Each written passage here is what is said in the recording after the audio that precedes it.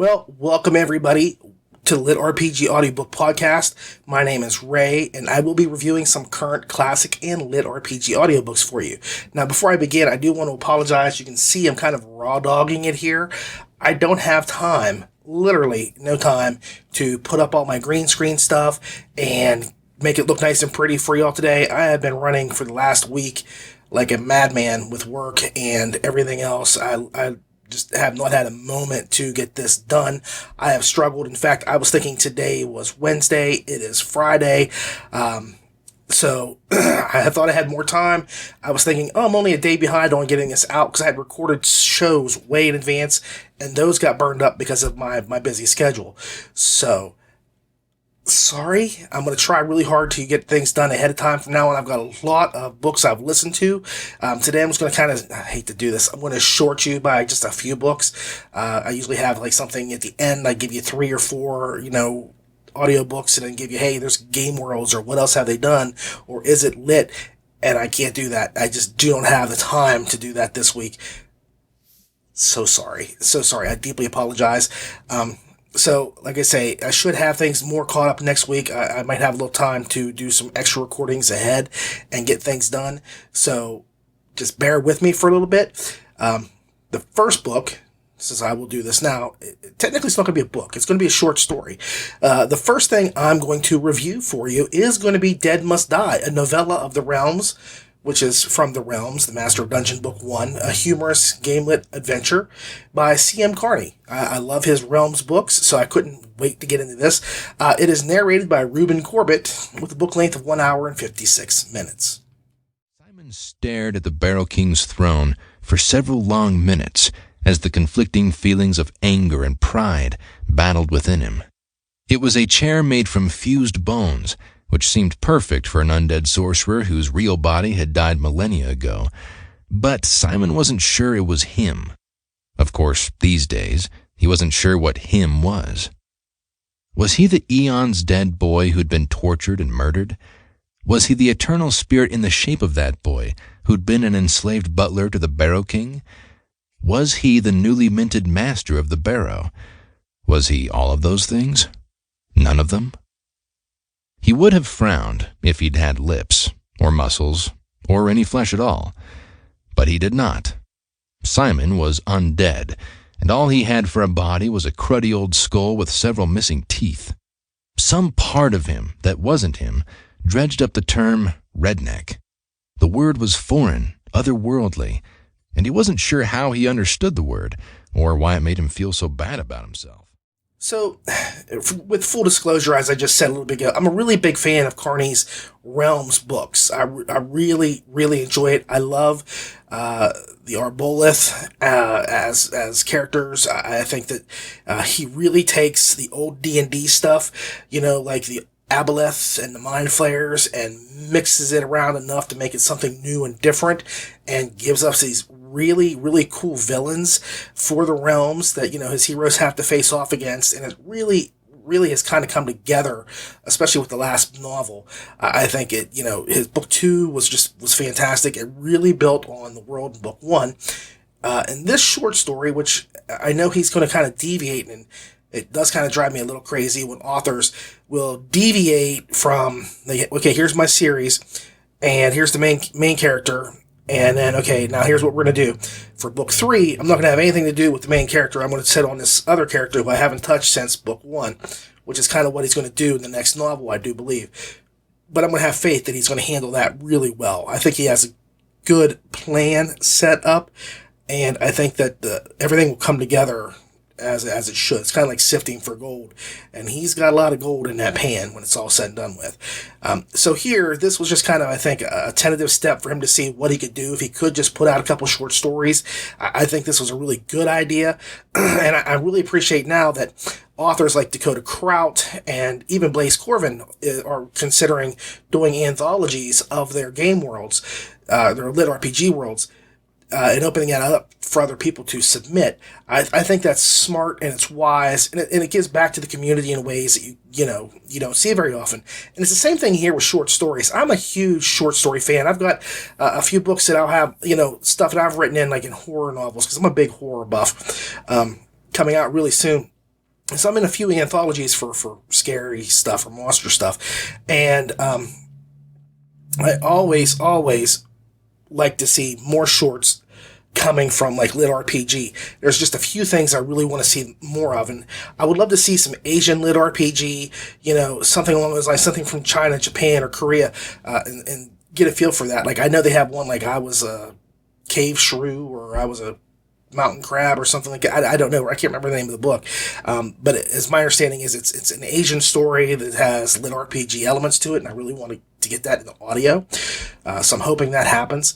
And again, my memory just, I don't have time to remember all this stuff. So I struggle with that. But Carney gives me, very happily, a short story set in the realms. So, like I say, it's a no-brainer that I'm going to review this as soon as I can, because why it's short, I can listen to it in a quick amount of time, even though I do nothing but listen to audiobooks all day. Like my son literally the other day said, so I know you were listening to this audiobook, and I said, how do you know I was doing that when this happened? He said, because you're always listening to an audiobook. So I said, well, you got me. I am. I'm always listening to audio. There's just no way I'm going to miss this kind of a story. Short stories are perfect for me. So my issue comes in is that the short story centers on my least favorite character from the Realm series, the boy Simon, who kind of ends up inheriting the mantle of the dungeon that the Lich King had been running in the first book. So even though this was about probably my least favorite character, I still put my unbiased earbuds in and gave it a listen. So first and foremost, I have to say that as much as I like Carney, I say this again, I love Carney, I love his stories. His attempts at humor kind of fell short with me. I just don't know if the jokes were easy to see coming, or if it was Corbett. He didn't translate those well enough from the page to my ears as it could have. I don't know. Either way, the humor kind of took it down a little bit for me the longer the book went on.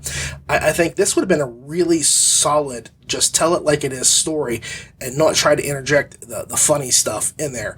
It would have worked so much better just on that level, because even though there are humorous elements at some points throughout the Realms books that we've had on audio so far, and I haven't gotten to anything beyond book 2 because they're only on audio up to that point, they're not a laugh a minute riot kind of thing. They have nice little nuggets here or there. This was kind of like ba-dum-bump, psh, ba-dum-bump, psh, and instead of the psh, it was ba-dum-bump, whoop, whoop, uh-oh, and I hate to sound like that, but I grew up watching comedy, as a kid. I listened to 1,000 comedy albums. I grew up watching Evening at the Improv. I stayed up late to watch that as a kid. I don't have what I would call, I don't have the ability to be a comedian, but I know comedy well enough to know what works. And to me, this kind of zipped it just a bit. So I think if he cut that out, cut that free, the story would have been a lot nicer, a lot flowier. It would have worked better, but it didn't distract or detract for me to such an event, or I should say extent, that I had to say, I can't read this. I can't listen to it. I mean, it was just one of those things where it was like listening to a friend of mine telling me bad jokes the whole time as he was telling this really great story. So, I could deal with it. On the upside, it almost becomes a dungeon core story. It had a lot of the elements, but never, most wisely, tried to become a dungeon core tale.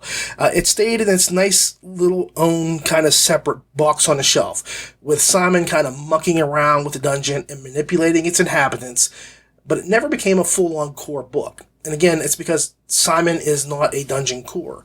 There is an aspect of the dungeon that is self-aware, it's sentient, it's sapient. It goes through a lot to get him to kind of join with it. And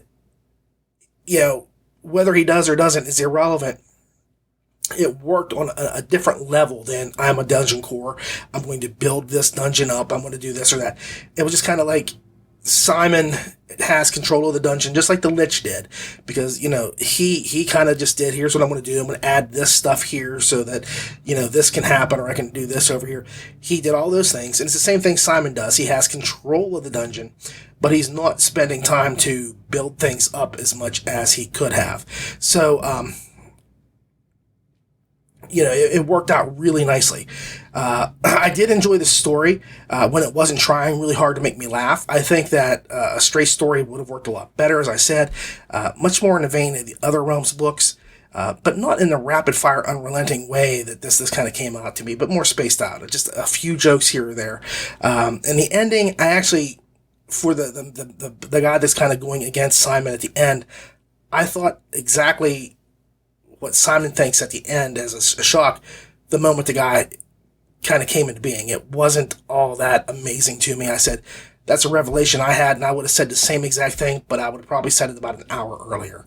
So, the story is good, but it isn't as clever, I think, as his other full-blown stuff. The story is fast-paced. It keeps you interested. And like I said, Simon is a character I could take or leave. I found myself liking him more as the story went on. I was even glad to see that he kind of started dating. Now, I know the narrator, Reuben Corbett, from another series that I read a few years back. It was called Dragonia, The Rise of the Wyverns. He did a really decent job there, and he does the same thing with this tale. The problem is I've only got one other person to compare him to, and that's Armin Taylor. So no matter what, Taylor narrates the other Realms books, and I have to say, when you compare apples to oranges, it never comes out fairly. So I try not to do that as often as I can. I shouldn't do it at all, but I probably do it subconsciously. I've got that unconscious bias there. But I think Corbett did a really good job with this. The longer I listened, at first I was kind of like, well, he's not Taylor. But he did get in there and he worked it really well, and it fit really well for what he was doing. He does all the necessary voices and keeps the story very fun. So, he was a good narrator and a good choice. If you don't have Taylor available or you want to kind of just keep it toned down a little bit, I think he worked really well here. So he was a good fit for the series. I would happily listen to another short story from this series. I just ask if the humor is kind of not as pervasive as it was this time around. I enjoyed it. I think it had a good plot. It did have a little plot hole, like I said.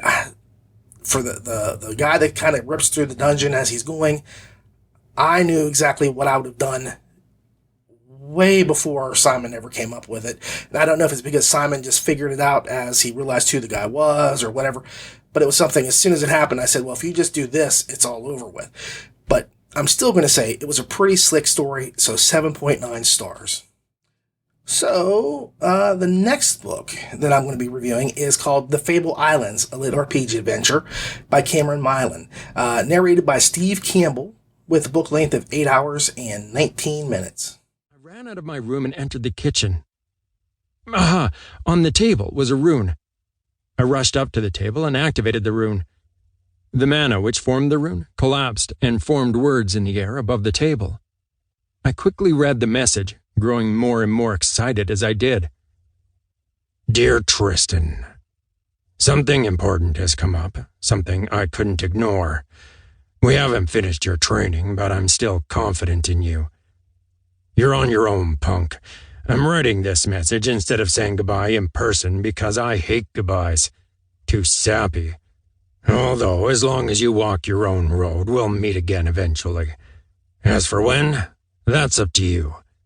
The Fabled Islands are enormous and filled with danger, so take your time. Don't rush it. Now, time for some rules. Number 1, never tell people my name.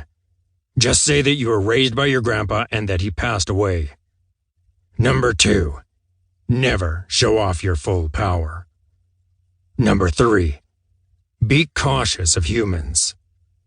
Number 4, don't tell anybody my name.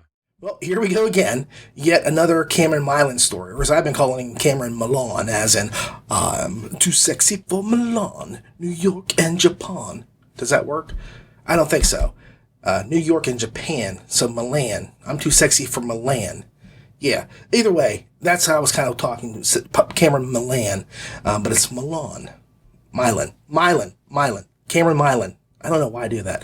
Anyway, I've reviewed a few of his books, such as Desire and Zombie Slayer, and I probably have to say that this is my favorite of all of his series so far.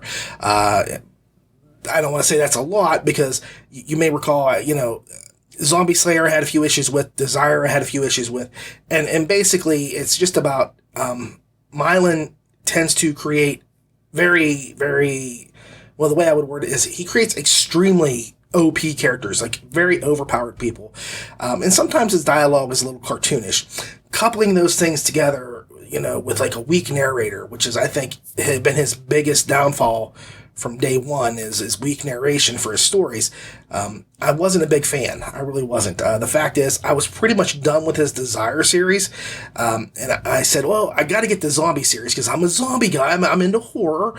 I really like horror. So here I go. I'm going to get this book and I'm going to enjoy the horror book. And again, it was the OP character and, I'm a loner and just very... There it is. And I know people like his stuff. I do.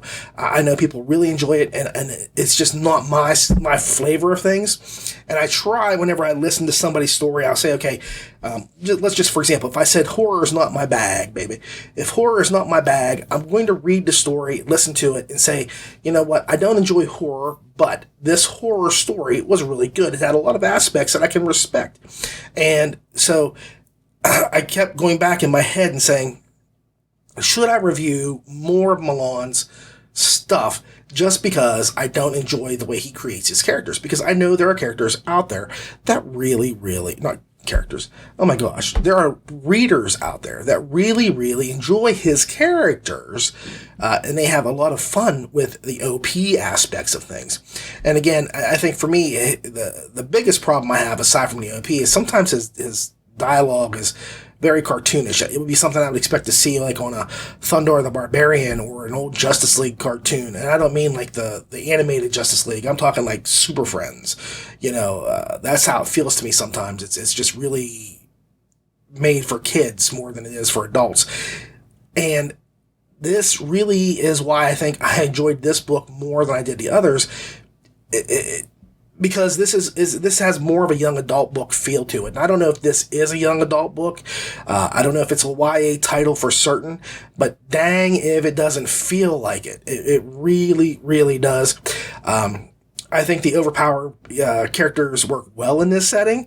And I think he does YA way better than the full-blown hardcore stuff. As does his character's speech patterns, i.e. like when the main character, Tristan, says, I'm going to go beat him up and take his card. Well, that would have been something like one of the characters in Desire would say, and it wouldn't have worked there as well because he was trying to be like really serious and sincere. Here, with a young man who, if it is a young adult title, it works so much better. And I don't know why this worked for me, but it did. His characters, the setting, the gameplay, it all fit into the young adult mold pretty well. And I believe this might be a good way to break in younger audiences to the GameLit or LitRPG stuff with this kind of storyline. Because it is fun. It was silly. One thing that I really liked about the game was the system that the game used, or the book used for the game, because it's not really a game. I should reiterate this. They are in a world that uses a game-style system to live. Different islands have different things that they do, so on and so forth.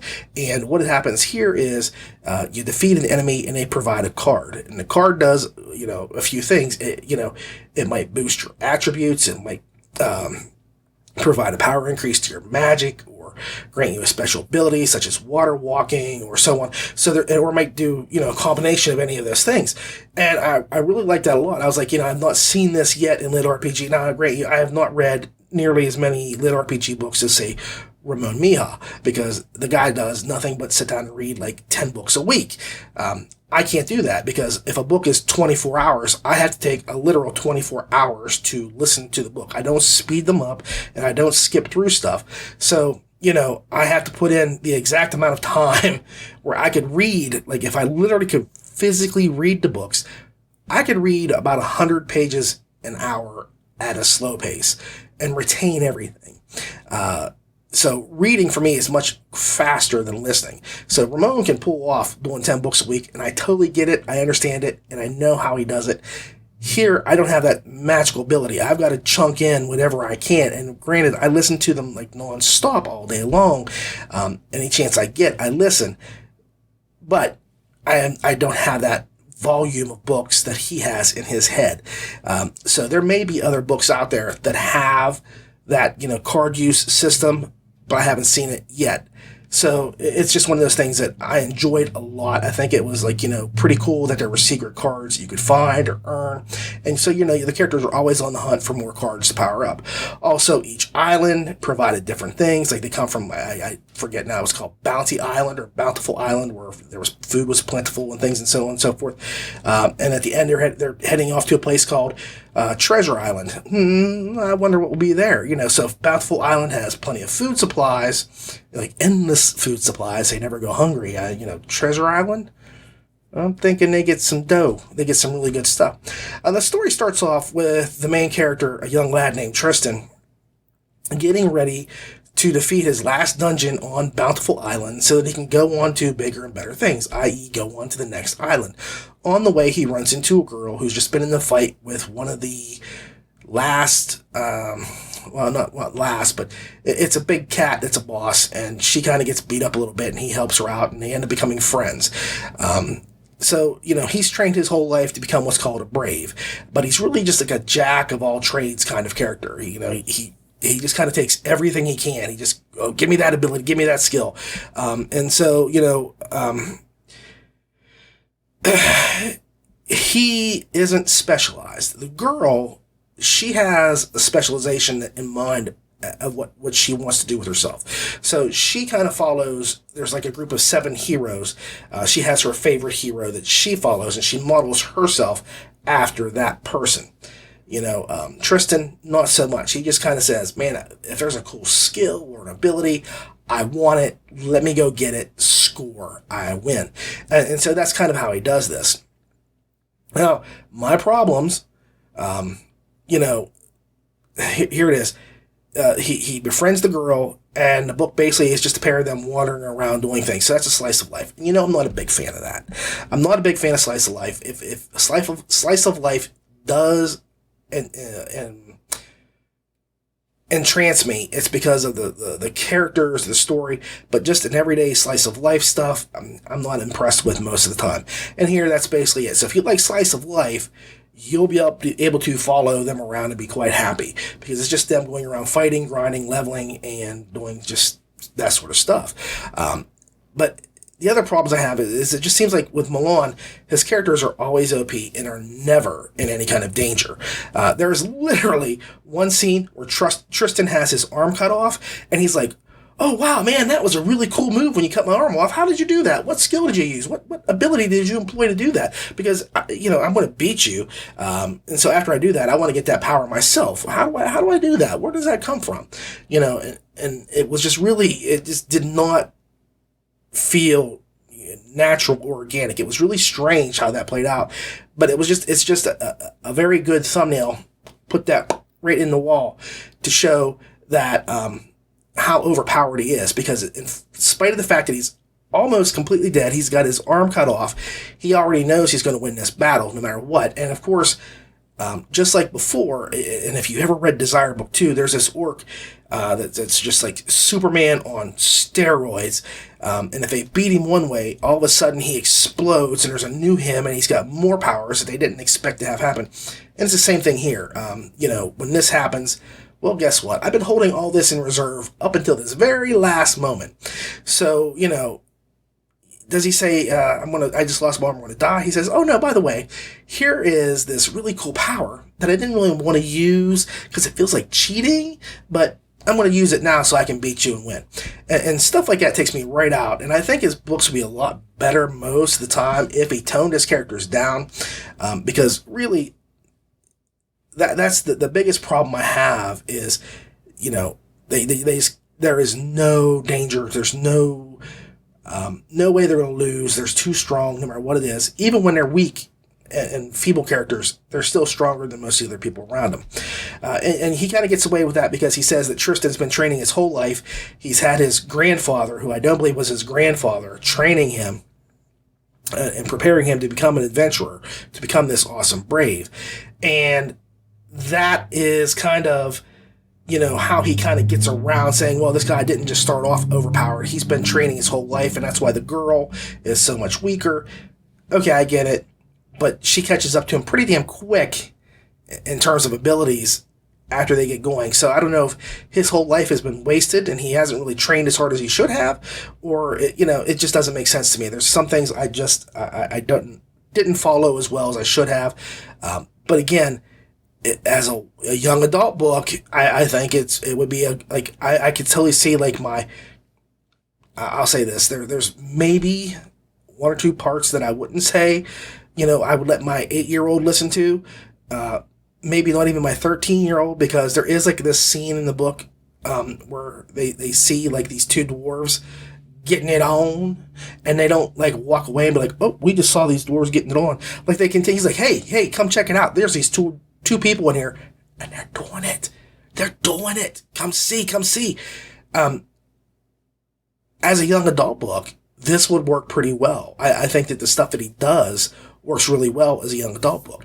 And then he throws stuff like the sex scene in there. And I'm like, where the hell did that come from?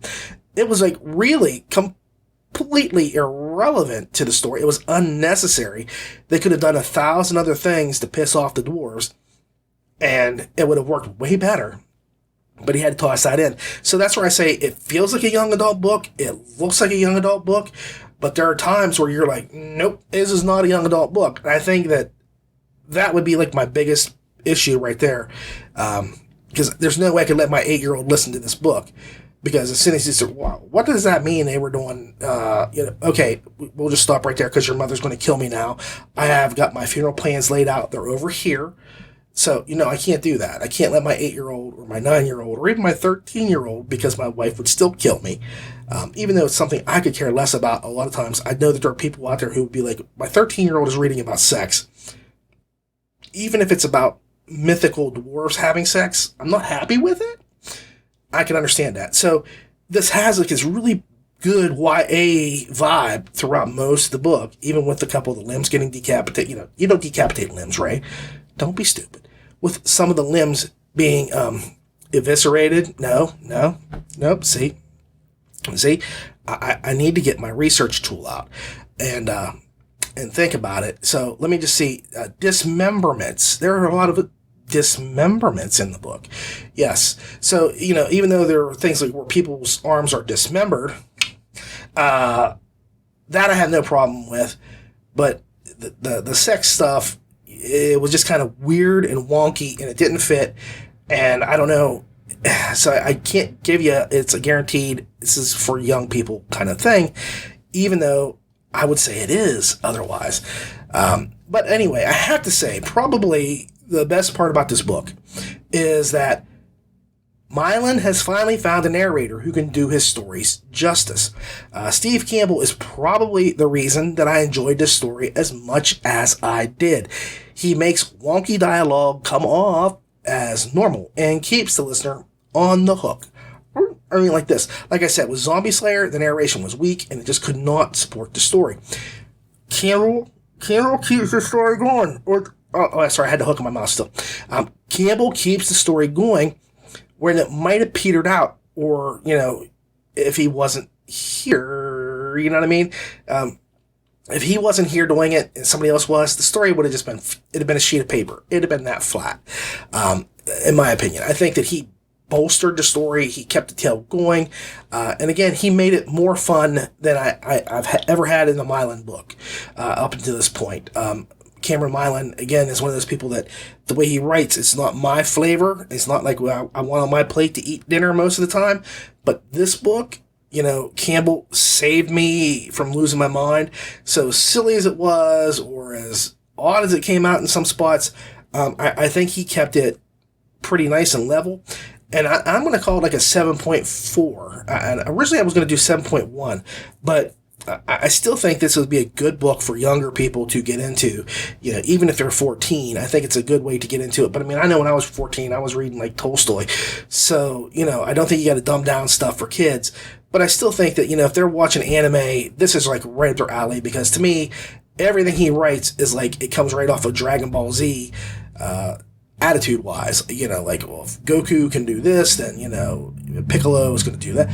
There's a lot of stuff that makes me feel like these characters are also overpowered, and it's because he's just taking Dragon Ball Z stuff and putting them into other situations.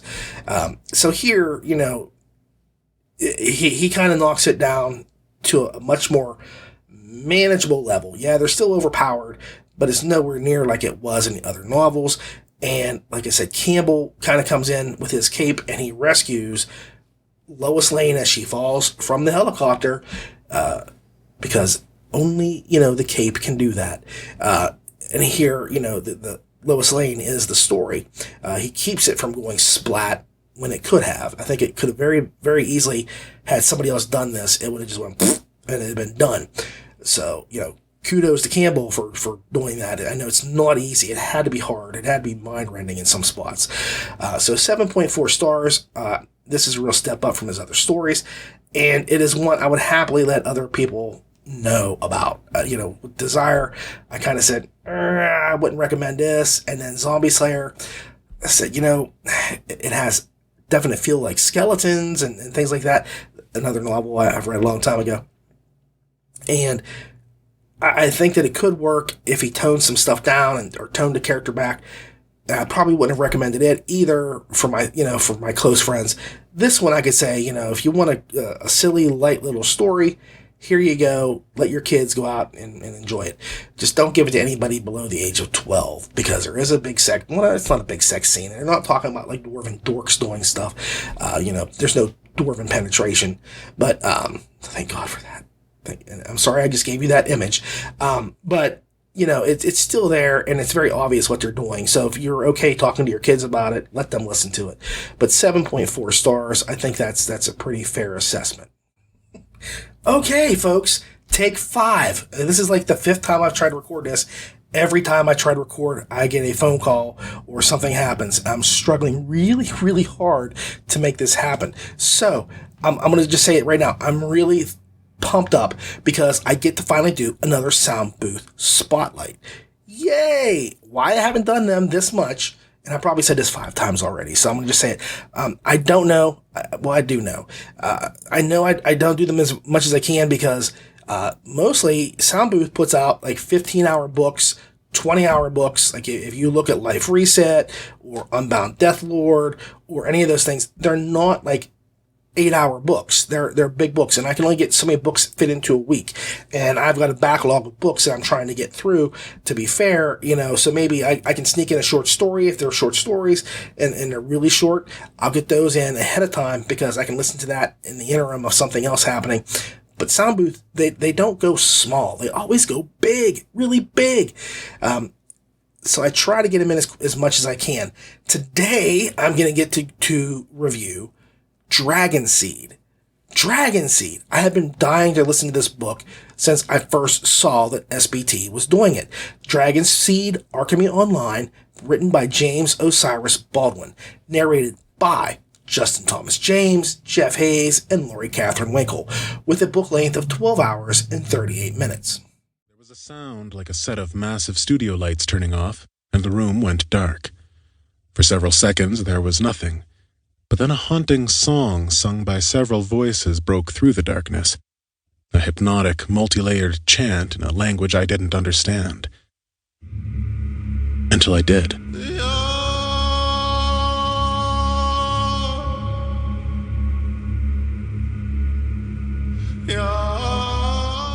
They were singing in Tunhar, the native language of my character. And with the song came memories. The taste of thin, soured milk flavored with a sweet floral syrup, like smooth yogurt. The feel of the wind on my face. The sight of a million birds migrating through a mountain pass. And weirdly, a memory of hiking along a trail and coming up over a bare bluff of stone that was covered in giant metallic red flies the size of small dogs. They weren't monsters. They were something important to the tune. Something I still didn't know the full significance of. They weren't my memories, but they could have been. This is my much beloved and deeply missed Sound Booth spotlight. So I'll do more in the future, I promise. But I have to say, I've been just bursting to get to Dragon Seed. Dragon Seed is an excellent book that I enjoyed right from the start. Well, maybe not right from the start. I'll be honest with you. There's about 10% of the book that is a lot of build up. And you know me, I always say get into the game as soon as you can. And I understand the build up was necessary. But the build up kind of felt like it was a mashup of like Will Marsh's Dark Elf series and James Hunter's Viridian Gate Online. Only because it starts off with like this world ending sort of apocalypse. Here they have this virus called the Hex virus, and it's killing everybody. I mean, everybody. You get it, you got 4 days to live, and, there's no getting around, there's no cure. So when you think of like apocalypse, the first name in apocalyptic, LitRPG you go to is James Hunter. Right after that comes up Dave Wilmore with his Dark Elf series, The Land of the Undying, because both of those have like something really horrible that's happening, and both times we have the people turning to video games in order to survive, whether it's to stay sane and maybe actually put your brain into the game later, or just to put yourself into the game and survive some way, in some form. So that's it. And that's the same thing here.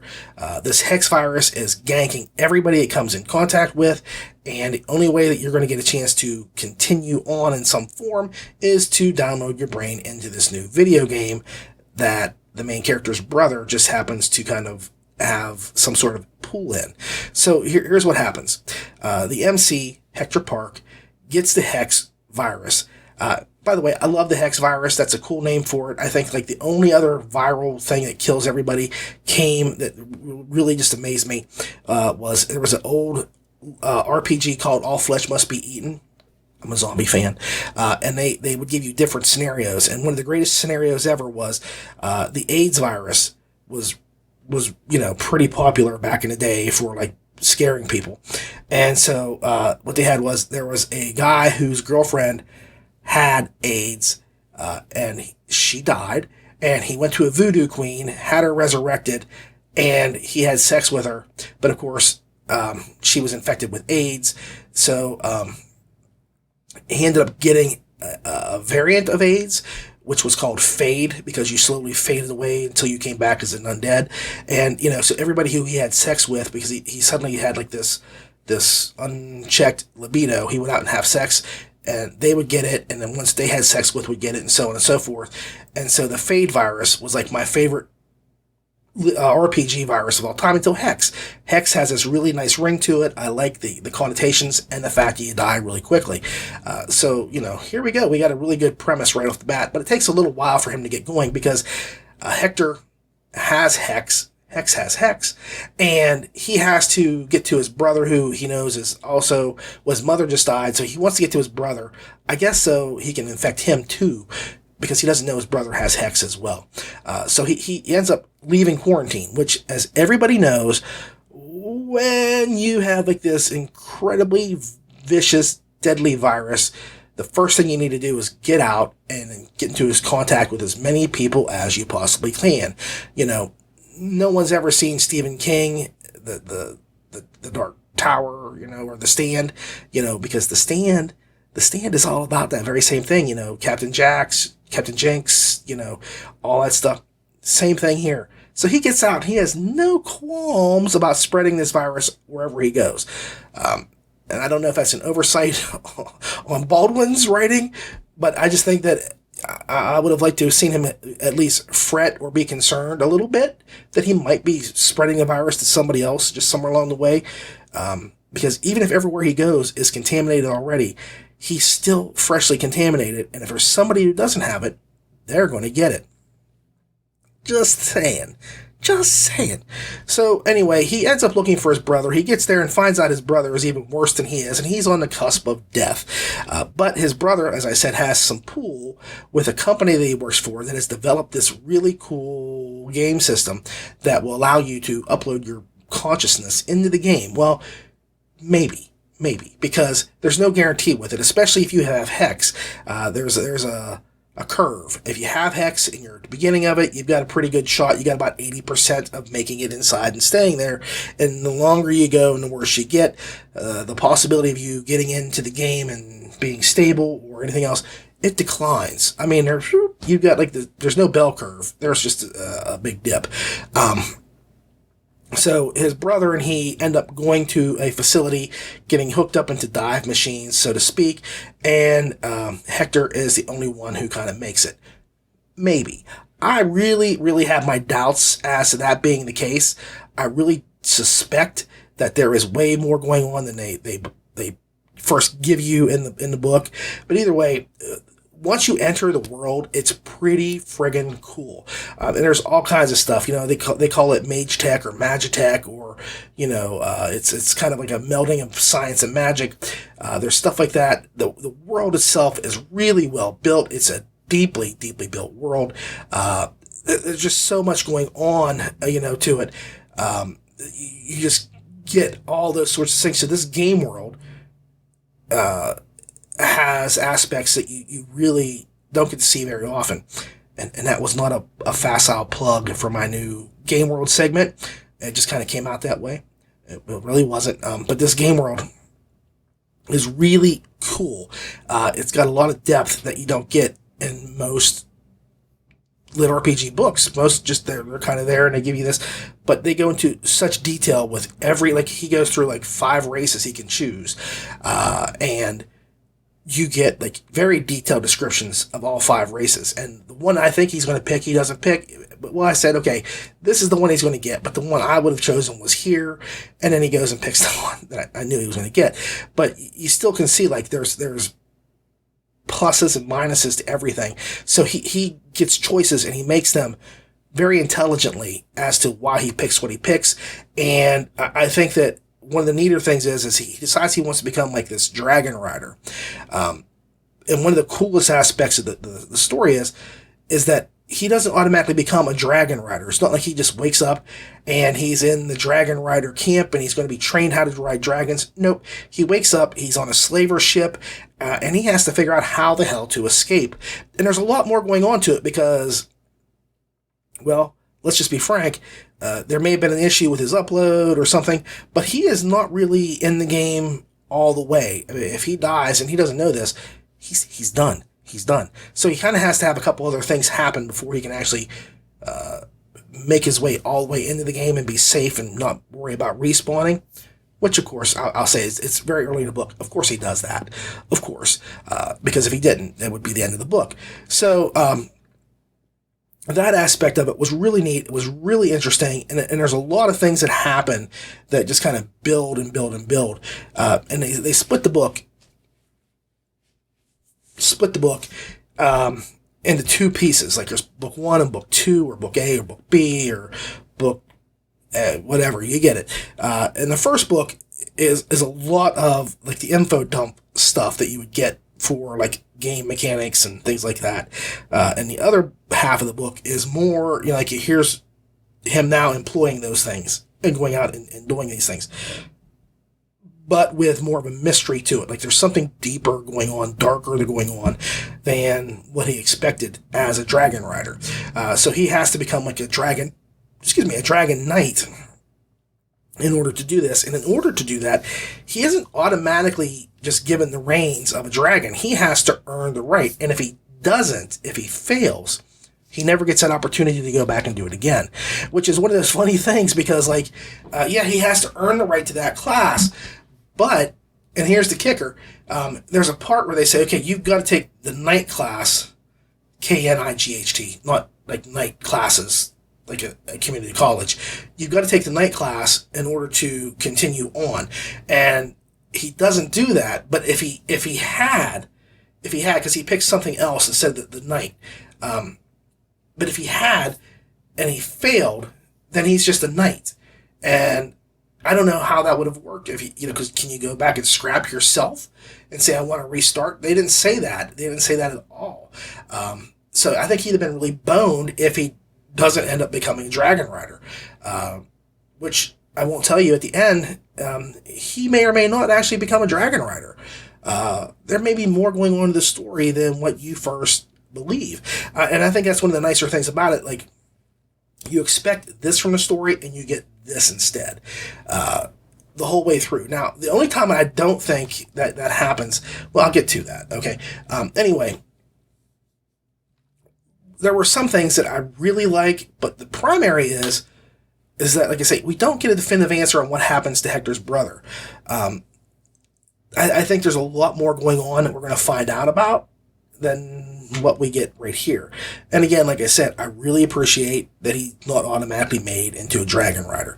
The only downside to the whole book that I think was that I kind of found it was kind of predictable as to who was going to be a baddie and stick it to Hector. I don't know. I really saw the twist of things coming from a mile away. I really did. I know I say that a lot. I don't know why I can pick up on this sort of stuff sometimes. And when I'm surprised, I'm genuinely happy I'm surprised. Here, I kind of knew who was going to do what before they ever did it. And there's not a lot of foreshadowing to that aspect of things, but I just say, based on personality, I don't trust this guy. I really don't. But then, I never trust anybody, and that's why I'm not ever surprised. I always think the worst of people, especially characters in a book. I never trust anybody's going to do the right thing. I think everybody's out for themselves, and again, here I'm kind of proven correct. But that was like my only downside about it. Without a doubt, one of the best things was how this story was handled by Sound Booth, okay? The team really pulls out all the stops, and I don't even know what that means. That's saying, do they go to the sinks and pull out the stoppers, the plungers, to let the water out? I don't know. I think you would want to keep the stops in and let stuff build up and overflow. But anyway, what they don't hit is the sound effects button on this book. And I'm really happy with that. Like, I don't need to hear swords clanging or laser beams blasting. There's another company that does like the Marvel and DC stuff, and they do a great job. And they call it a movie in your mind. And if you've ever seen Miss Saigon, that is a fantastic song. The movie in my mind. Great song. But I don't need that. I need the story to kind of speak for itself. And I think here it really does. Because what they do, and I believe this is Justin Thomas James's doing, is they add this really wonderfully cinematic score to parts of the novel. And it's almost like what I wish he had done with The Wayward Bard. Because The Wayward Bard, to me, it felt like stock music, like the violin and things like that, which it was nice and it added to the story. But I think here, his keyboarding was really great. I think if he did it, which I do believe that JTJ, JTJ had done the music himself. I think he scored everything. He was really incredible. When the score kicked in, it added so much. It made a good battle scene feel really epic. And I really appreciated how it didn't overwhelm the spoken words. A lot of times what you get is like this music that comes in and it's blaring and it's overwhelming as the other guy speaks, and then it kind of fades away. No, this was kind of like it built up, and it kind of had a crescendo, and it leveled out for a little while, and it stayed there. But the whole time that it was playing, I could hear Justin Thomas James speaking and doing his narration. It did not submerge the words. It worked really, really well. I actually felt, as I was listening to it, I said, I feel like I'm watching a scene from Braveheart, one of my favorite movies. I'm Irish, so I have to say Braveheart. But, any battle scene that you put in there that's really cool would have worked. But I was like, I feel like I'm watching Braveheart with this background music. The score itself was just well done, and I applaud the subtle way that it was used. It could have dominated everything rather than enhancing it. I just feel that the score in various parts of narrations was more of a benefit than I would have expected. Now, Justin Thomas James and Laurie Catherine Winkle, the Bonnie and Clyde of SBT, are just amazing here. And I call them that because they're the only people that get three names. Because the only people that get three names are people like John Hinckley Jr., John Wilkes Booth, Lee Harvey Oswald. Those kind of people. They get three names. Like, think about it. When are you called by your middle name, if you have one? It's when somebody's really pissed off at you. Like my mother would be like, Raymond L. Johnson. Oh, crap, I've done something wrong. So if you're using three names, you've done something, that maybe you might want to rethink. And here, I think that it's apropos to call them Bonnie and Clyde, because if you have to use three names, you're up to something. That's all I can say. And it could just be because they kind of steal your breath or they steal the story. James Osiris Baldwin, That's another guy with 3 names, the writer. They steal that right from him, and he's a 3-name guy. I don't know. I'm just saying, watch out for that guy. Watch out for this book, because Baldwin's kind of blown me away with his writing. I'm really impressed with it. Very impressed. But watch out for this book, because you got the only guy that doesn't have 3 names is Jeff Hayes, who also lends his vociferous skills to this track. And he is my favorite narrator, so anything I say is going to be kind of biased, because it is, but he rocks. Party on, Jeff. Party on, man. He really, really adds, a nice spice to the story. He's a good counterpart to, Justin Thomas James. His voice is kind of James Earl Jones-like. And so, when Jeff Hayes comes in, and it's not that Darth Vader-y thing, you kind of get the other side of it. It's kind of like Luke coming in against Vader. And it works really well. They play off each other so much better than you would expect, just from 2 guys goofing around.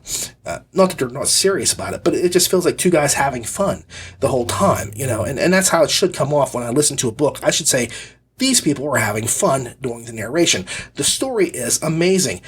And when those things combine, pow, you get stuff like Dragonseed. So the long and short of it is, this is an impressive debut LitRPG novel. It's not his first book. He has a few books under his belt, Baldwin does. But I can see this is his first foray into the genre. And he hit it pretty well. My final score is an 8.3, but that's really just because there were certain things that, the twist that I could see coming from way before they ever happened. And I like to be surprised. If he surprised me, it'd probably been a little bit higher, probably like an 8.5. But I think the first half of the book is probably superior, even though that's the info dump part. I enjoyed that a lot more going through it than I did the second. But the second half of the book was just as interesting. It just had a different take on things. And so, as he was struggling to become the Dragon Rider, I enjoyed that a lot. So, it is what it is. 8.3 is still damn good. I enjoyed this book a lot. I know you will. And this was a really great test book for Sound Booth to kind of add cinematic score. I don't think I'd want music or a score throughout the entire book. I don't want that going through as everything's happening and we're getting to these dramatic moments. I just think that the way it kind of crept in during the battle was really cool, but I don't need the background music like I'm watching a movie for the entire time. I don't need that unless you're going to hear the things, dum, dum, dum, dum, that score from Requiem Morone. That's incredible, and that works just so well. I don't care what you put it behind. I do that while I'm cooking dinner, and I make that hamburger and I hear that music and I start thinking, that's not a burger, that's a thing. But that's neither here nor there.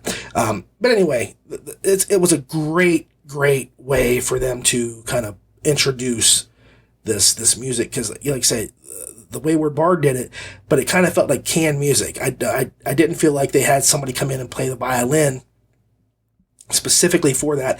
And even if they had, the music was already pre-done music. It was Turkey in the Straw or whatever it was, that they had. This was original, nice, fun, cinematic stuff, and I loved it. I think you will really enjoy this book. I cannot wait for book 2 to kind of see what happens, to find out, because I know there's more going on with his brother.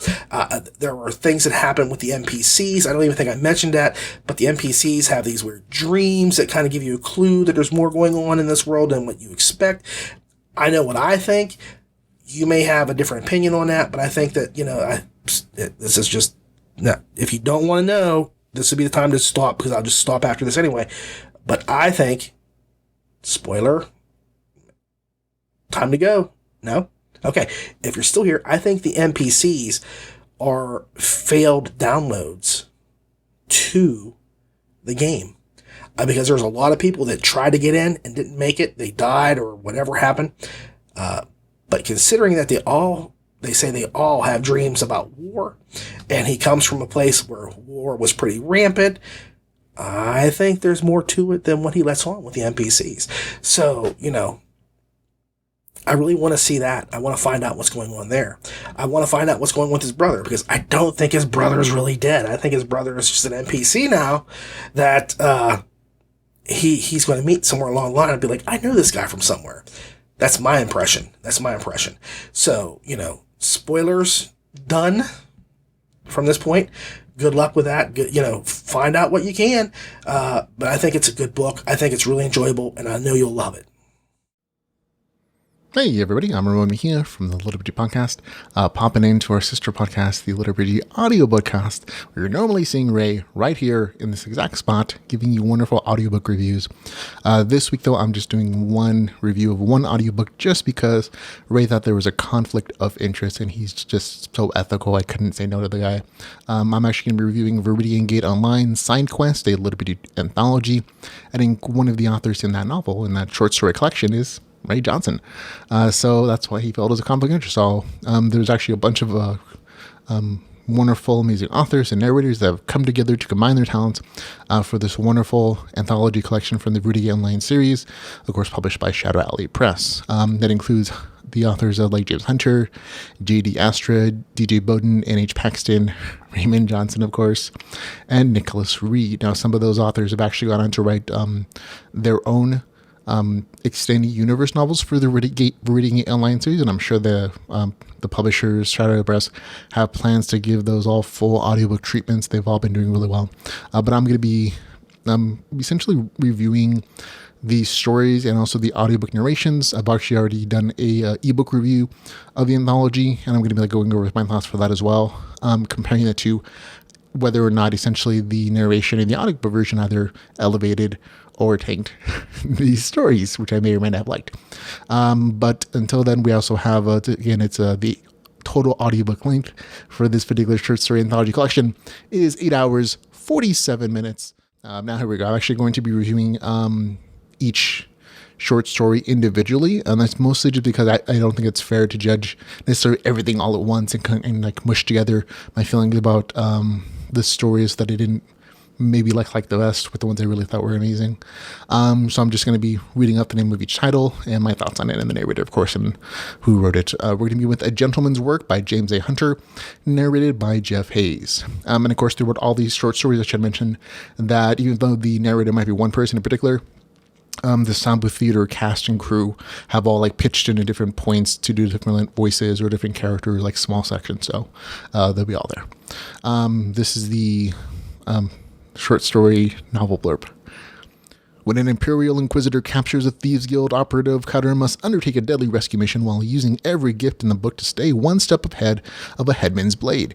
And the prize for his extraordinary quest? Nothing short of keys to Rothenheath, the Thieves Guild. Deception, subterfuge, and heavy drinking, all in a day's work for a gentleman. A Gentleman's Work by James A. Hunter. I'm no dumb mark, and these dark alleys were more familiar to me than my officer's suite over at Darkshard. Don't recognize you, and you ain't no friend of mine.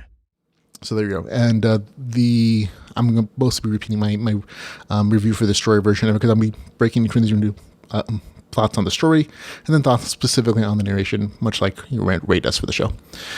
This is the longest of the short stories in the collection. It should be. It's by the guy who wrote Viridian Online, James Hunter.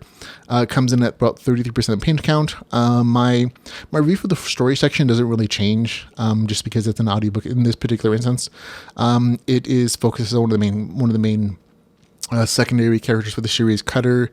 He's the main character in that original series, his NPC companion. And if you like thief stuff and you like that character a lot, you're really actually gonna love this story, I think. For me, in the original reading of the short story, it didn't quite work for me. But going into the narration portion of this, the narration I found personally usually adds a lot of extra flavor, and for me anyways, it's a lot easier just to kind of sit back, relax, and just enjoy the story as it comes. And I don't have to do too much analytical work or taking notes, and that's just one of the consequences of audiobooks versus ebooks. There's a lot less effort. You can just chill. And that definitely added here. Jeff Hayes pulls out his English accents for the story. I think it's a Cockney accent. I don't know.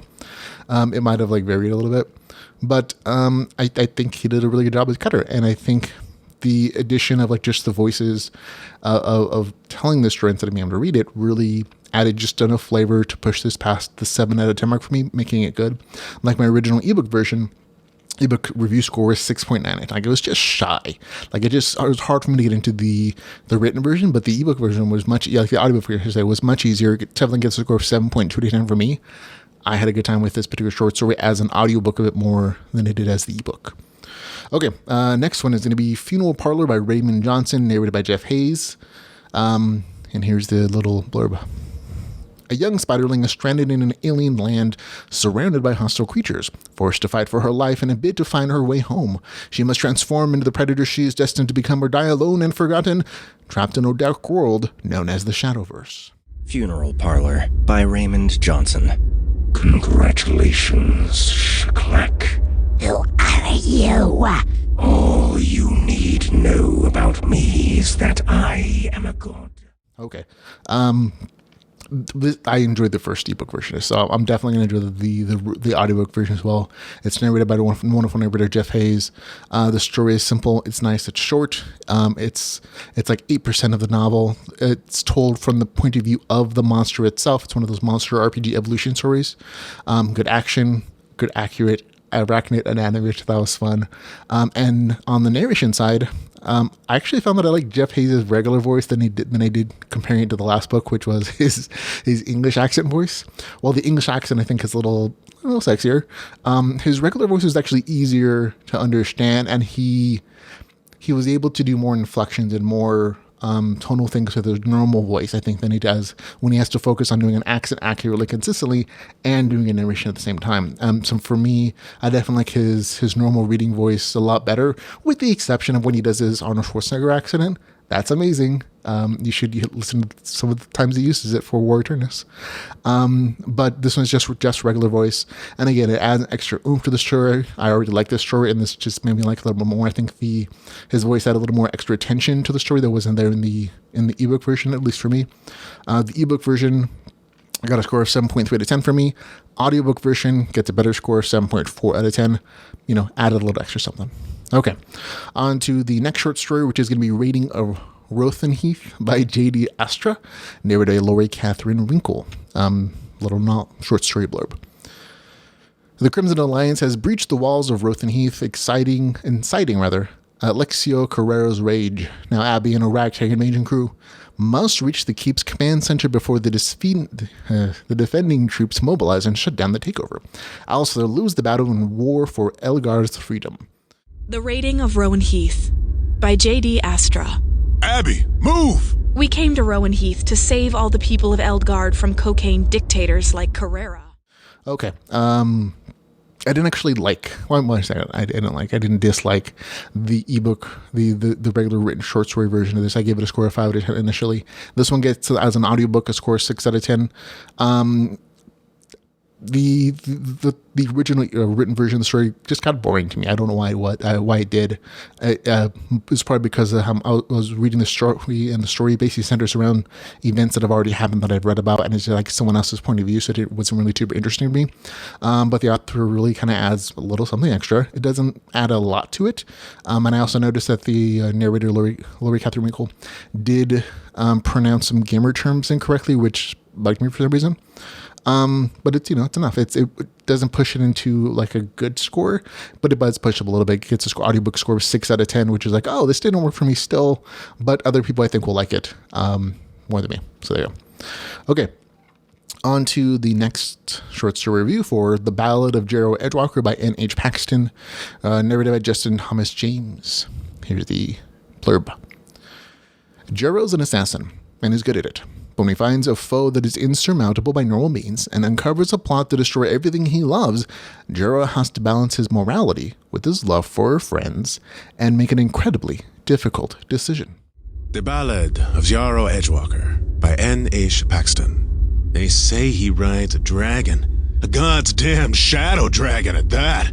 They say he disappears in a flash, never to be heard before he smashes your skull with a huge honking mace. I heard that the door to the village tavern slammed open, and the 3 boisterous men fell silent. So there we go. I like the ebook version of this. Audiobook version actually was better. Like, it really was. Like, I think Justin Thomas James, in the stories that he narrated for the anthology here, actually adds enough oomph and enough extra flavor and depth to the storytelling that actually elevates it to great for me. Like, this score essentially goes from 6.7 out of 10 as an ebook version to 8.0 out of 10. So an 8 out of 10 for me, which is a great score. So it goes from good to great just because of the narrator. The story itself was one of my favorites in the anthology. It was one of the best planned stories in the entire anthology. Has good original characters. The storytelling was well told, and it's tied really well into the VGO universe. The narration by Justin, he does several accents, and I'll be honest, I did not expect the Spanish Dos Equis voice for the narrator, but he was really done. It was nice. I was like, oh, that's not what I was expecting, but it still works really well. And between him and Alicon and the rest of the cast, the narration was a joy to listen to. And again, it kind of bumped it up from good to great for me. It's a short story. So there you go. Here we go. Also, we have our next short story, which is going to be Buried Alive by Nicholas Reed, narrated by Lori Catherine Winkle. Here's the blurb. Carlos Vegas thinks escaping certain death by entering the virtual world of VGO, but instead he's swallowed alive by the deadly barren sands. He'll have to overcome the riddles and horrors of a long-forgotten temple in order to escape, but can he do it before the evil still there centuries ago finds him? Buried Alive by Nicholas Reed. I do not recall the name of your people. Dawn Elves. Yes, you found this sunken temple in the midst of the barren sands. You may call me Senmet. It seems Mott has seen fit to accept you. Didn't like this source rather. I don't know why. I mean, I do know why. It's an okay story, but it felt very distant from the VGO universe in the ebook version. It felt like Viridian Online, ancient Egyptian, and it just didn't work for me. It wasn't a bad score. I gave it an original score of 6 out of 10 for the ebook version. Audiobook version is the same though. Like, the narration didn't add anything, didn't take away from it though. And it's just like, oh, okay, it's just kind of like, didn't work. So there it is. So it gets a score 6 out of 10 for the audiobook version. Okay, next is the short story for A Final Kiss by DJ Bowden, narrated by Justin Thomas James. Alan Campbell, there's a blurb here. Alan Campbell was a talker, not a fighter. And until someone murdered his girl, he'd almost given up on finding the killers. Now he's got a fresh lead, a trio of mercenaries who outclass him in every way but his wits. He'll cheat, he'll bluff, and steal to get his revenge. As one of VGO's immortal travelers, he's willing to die trying. A Final Kindness by DJ Bowden. I was drinking to Wendy's memory at a corner table in the Elegant Wolf when her killers walked through the front door, dripping with rain. No one wanted trouble, except me. You're coming with us. What my associate means, traveler, is that we have an opportunity for you. Like a quest? Like a quest. So there we go. This was actually my favorite story of the anthology as an ebook version, and it's still my favorite story as an audiobook version. And again, I think Justin Thomas James really does a great job again, just adding some extra oomph to the story that elevates it from good to great, for me at least. The story of it was probably a little more removed from the VGO side, but I originally, in the original review, I mentioned that it was the most removed. But it also the least amount of game mechanics, but it had the most heart, and it cut away, it kind of gave a great backstory of her characters, and that is still true for the audiobook version. You also should be aware that the narrator, again, does a good job, but this story has actually already become a full-fledged novel. The Viridian Gate publishing team, Shadow Lily Press, actually took this author, took this story, and made it into its own series for the Viridian Online Expanded Universe. So this actually same main character has his own series now. Although that new series is set like way before even the original Viridian Online series, and this is kind of showing a much later story version of it. You can kind of see the similarities there, the lesser game mechanics in there, and also there's like the really good storytelling, and that definitely carries over into the short story as well. Justin, again, does a good job of bringing descriptions to life, and the action, adventure, the illusion, his powers, all really well done. Him and the rest of the Samba Theater crew, again, just added enough, for me at least, that it made it from good to great. So that's always great. That's one of the things I love about audiobooks, is that they can elevate a written work to greatness because of just like the depth of voices and emotions that they can bring to the story as they're narrating or doing the voices. So that's definitely the case here. Overall, I think the anthology is still good. I actually think the audio version of the anthology is on average better than the ebook version, and that's just because it's easy to listen to. The voices and the narrators do such a good job of bringing these characters to life, of making you feel like you're there for most of the time, most of them. And I like the story. I like the anthology. On the whole, the anthology we get a score 7 out of 10, which is still a good score. But again, there are definitely some really great stories within the anthology. Like any anthology, you're going to love some. You're not going to love everything. But on the whole, I had a good time with it. So for me, good score again, 7 out of 10 on the whole. And I gave each one of those short stories individual review scores for you to enjoy. So that's it for me. Thanks for taking the time to listen to me, and we're going to give you back to Ray. Wait, what? That's it? That's the end of the show? Jeez, I'm shorting you guys this week. I'm really sorry, guys. Yet again, it's just been so crazy and busy. I don't have a lot of time to get this stuff recorded sometimes, and I have pushed it to the limit to get it done today for you all. But again, I would like to thank you so very much for watching. I do appreciate you all taking the time to watch or listen to the show. Like I say, as always, if you want to support us, you can like the LitRPG Podcast Facebook page or the YouTube page. Or, if you're really generous, just share and like the video. I sincerely hope you've enjoyed our show. Please leave comments or suggestions in that place down below there, and feel free to say whatever you like. I enjoy the comments. Remember, you can always follow us on Facebook, Twitter, YouTube, iTunes, Google Play, and Stitcher. Just, if you've read a book, leave a review. Authors really depend on reviews, and it really matters. Just say something nice. That's all we ask. For the LitRPG Audiobook Podcast, I am your humble reviewer, Ray, and I would ask if you could, please keep listening.